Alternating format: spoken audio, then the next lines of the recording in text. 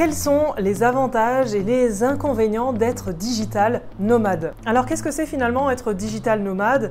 Eh bien c'est travailler de n'importe où, d'où on veut, grâce aux outils du numérique. Donc aujourd'hui, avec un bon ordinateur, une bonne connexion, mais quelque part, on est digital nomade dès l'instant où on peut prendre son ordinateur et s'installer où on veut pour travailler. Je vais te livrer aussi mon expérience personnelle et puis comment je l'ai vécu, puisque ça fait maintenant 7 ans que je suis digital nomade, que je travaille uniquement sur le web via ma propre activité en ligne, donc à mon compte.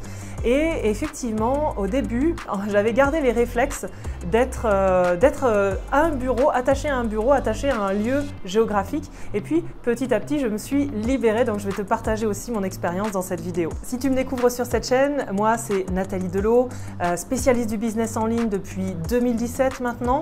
Un changement radical, puisqu'avant, j'étais journaliste. J'ai eu une carrière de journaliste pendant des années. D'ailleurs, je t'en dis plus sur mon parcours et comment toi aussi, tu peux commencer à générer tes premiers revenus via le web, via Internet, via notamment le business en ligne. J'ai créé une masterclass dans laquelle je te révèle 3 secrets de la liberté financière. C'est une formation exceptionnellement offerte, alors si tu es intéressé, eh bien, va vite cliquer sur le lien qui se trouve juste en dessous dans la description.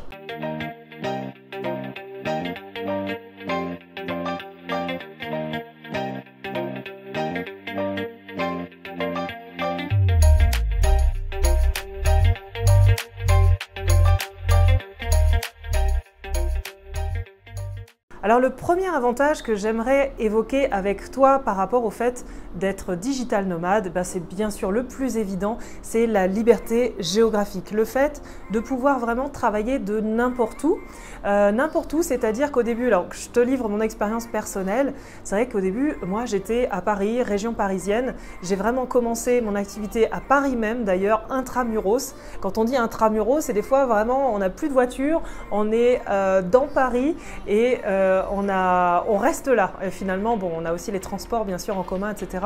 Mais j'ai commencé vraiment dans un tout petit studio de 10 mètres carrés dans Paris et à ce moment-là, j'avais pas encore identifié que j'étais digital nomade et qu'en fait, je pouvais tout simplement prendre mon ordinateur et aller m'installer où est-ce que je voulais vraiment. C'est arrivé un peu plus tard, même je vais te dire 3 ans plus tard seulement, où là, je me suis dit, après tout, j'aimerais bien aller dans des endroits un petit peu plus chaleureux, à mon sens, c'est-à-dire je suis allée notamment à Malte, à Tenerife, que j'ai visité un peu plus l'Europe déjà dans un premier temps.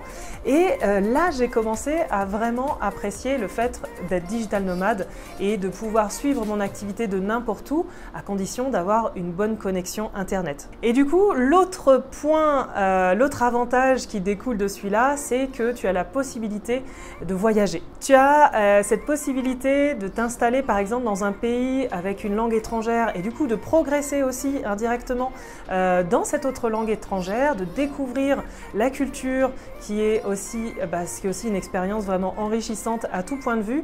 Donc non seulement tu travailles dans un endroit qui est nouveau pour toi, avec une culture qui est nouvelle et enrichissante, tu peux apprendre une nouvelle langue étrangère et puis tu fais des rencontres passionnantes parce que il se trouve que quand tu vas dans des pays étrangers avec ton ordinateur, tu rencontres aussi d'autres digitaux nomades comme toi et que vous liez connaissance. Il y a une certaine solidarité qui se crée quand tu es par exemple un Français expatrié, que tu rencontres d'autres Français parce que des fois on se serre les coudes, on est dans un nouveau pays, il y a de nouvelles règles, etc. Donc ça, c'est vraiment un des gros avantages que j'ai identifié dans le fait d'être digital nomade aussi. Et puis, digital nomade, et ça va certainement parler à toutes les femmes qui regardent cette chaîne, à toi qui voilà, est peut-être une maman même, il y a une vie de famille et aime passer du temps avec ses proches. Et bien, le fait d'être digital nomade, c'est de pouvoir concilier sa vie professionnelle avec sa vie personnelle, d'accorder plus de temps et de manière différente parce qu'en fait, on peut s'organiser dans une journée aussi quand on travaille sur le web et donc justement d'être avec ses proches, de passer plus de temps avec eux. L'autre chose aussi, c'est de pouvoir avoir des activités personnelles que tu peux plus facilement avoir quand tu aménages ton propre temps de travail. Donc c'est lié au temps, le fait d'aménager ce côté vie pro, vie perso, de pouvoir, alors tout bêtement, lancer une machine à laver pendant que toi tu es en train de faire autre chose. Ça paraît des détails anodins, mais en fait ça te fait gagner énormément de temps et puis ça te dégage de de la charge mentale en fait aussi, d'un côté. Après, je vais aborder dans un second temps les défis que ça pose aussi d'être digital nomade, parce qu'après tout, il n'y a pas uniquement des avantages, mais il y a aussi quelques défis. Il y a beaucoup d'avantages, ça peut être uniquement des avantages et des bénéfices, mais il y a quelques défis à surmonter pour que ça se passe vraiment de manière optimale. Alors, le premier défi à surmonter au début quand tu es digital nomade, c'est l'isolement. Parce qu'au départ, tu vas devoir te concentrer sur ton activité, tu vas peut-être commencer tout seul dans ta propre activité sans forcément d'associé ou de partenaire. Et donc, c'est cette notion d'isolement que tu peux ressentir, mais ça reste un défi, c'est-à-dire que pour celui qui travaille seul de manière constante, évidemment, ça peut peser, mais il y a bien sûr la possibilité déjà de connecter, encore une fois, via le web à tout un tas de personnes qui sont autour de toi, qui vivent la même situation.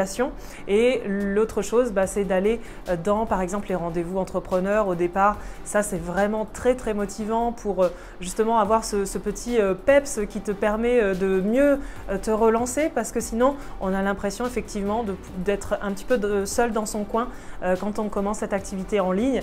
Donc, c'est super important de s'entourer de personnes qui vivent la même chose et de pouvoir les retrouver en présentiel. Ça, c'est une bonne chose aussi, parce qu'on a beau dire, les relations ne sont pas que virtuelles, elles se construisent aussi dans le monde réel, et c'est souvent mieux pour nouer des liens un peu plus long terme.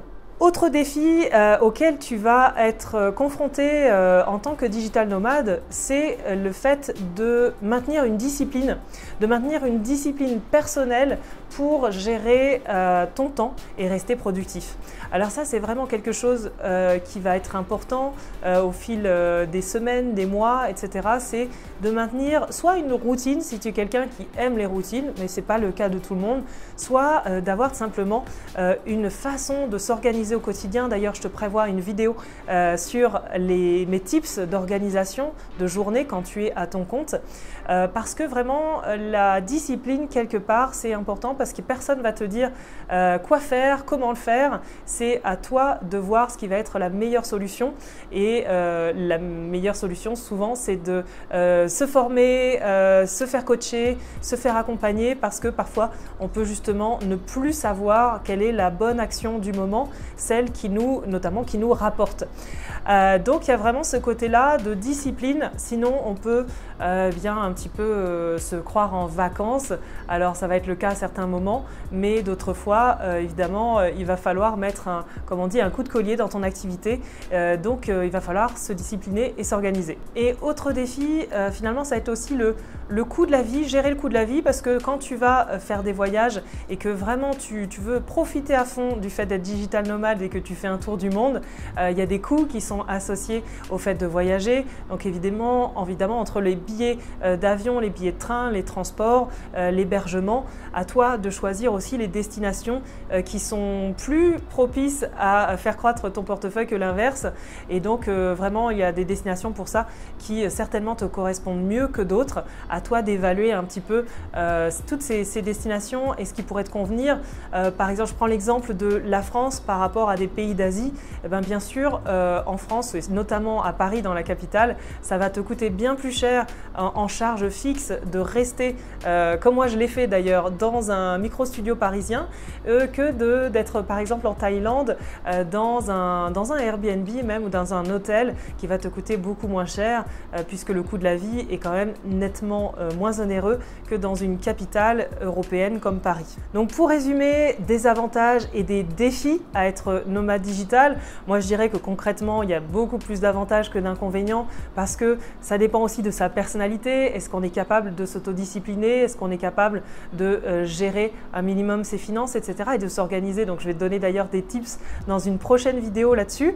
Et effectivement, sur le long terme, c'est une grande sensation de liberté d'être digital nomade. En tout cas, moi je trouve. Partage-moi ta sensation dans les commentaires, dans la description de cette vidéo, et je serai très heureuse de te lire. Envoie-moi un grand pouce vers le haut si tu as aimé cette vidéo, et puis surtout abonne-toi si ce n'est pas déjà fait, et active la cloche des notifications, comme ça tu seras au courant pour la prochaine vidéo que je vais sortir. Pour toi qui me regarde, toi qui es abonné à ma chaîne, sache que j'ai rendu disponible une masterclass très spéciale puisqu'habituellement je la rends payante et qu'exceptionnellement je rends disponible à mes abonnés. C'est une masterclass sur les 3 secrets de la liberté financière.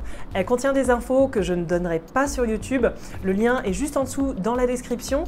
Je te retrouve de l'autre côté si tu cliques sur le lien. Je te souhaite une très belle journée. Je te dis à très bientôt. Ciao!